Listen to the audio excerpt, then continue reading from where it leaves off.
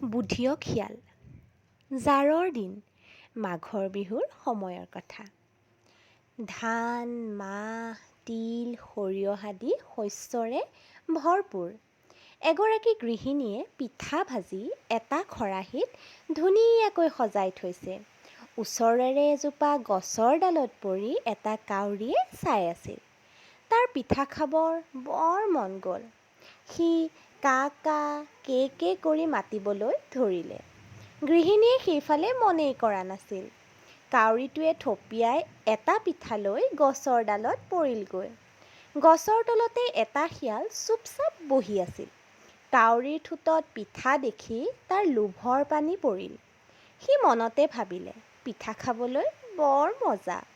পিঠাটো যদি কাউৰীৰ ঠোঁটৰ পৰা কেনেবাকৈ পৰি যায়, বৰ ভাল কথা হ'ব।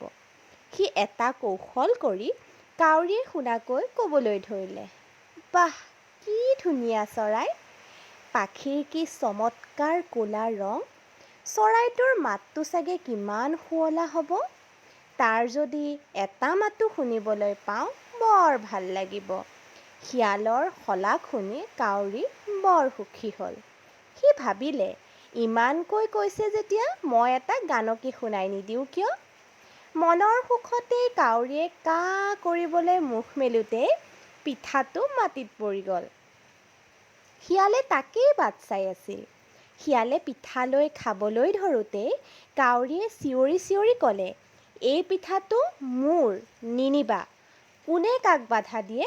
ওলোটাই শিয়ালে ক'লে, তোমাৰ কঠুৱা মাতটো আৰু নুশুনাবা। মোক পিঠাটো খাবলৈ দিয়া। কাউৰীটোৱে কা কা কৰি শিয়ালৰ পিছে পিছে গ'ল। চতুৰ শিয়ালে পিঠাটো লৈ তাৰ পৰা গুচি গ'ল। মৰমৰ ছাত্ৰ ছাত্ৰীসকল, সাধুটোৰ পৰা কি বুজিলা বাৰু?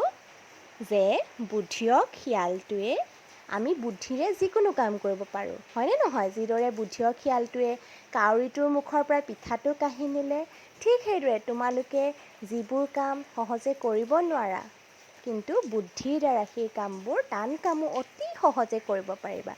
গতিকে কোনো কামেই টান বুলি নধৰিবা। সদায় সহজ বুলি ভাবি লৈ নিজৰ বুদ্ধি খটুৱাই কামবোৰত তোমালোকে সফল হ'ব পাৰিবা।